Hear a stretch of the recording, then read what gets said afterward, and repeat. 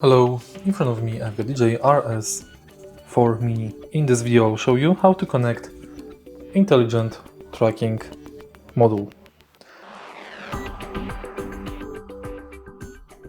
In order to connect intelligent tracking module, make sure that your device is turned on, and next simply place it on the top right here. Now you can see battery level of your intelligent tracking module.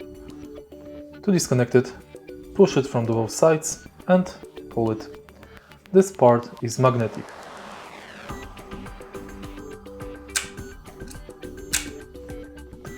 If you find this video helpful, please leave like, comment and subscribe.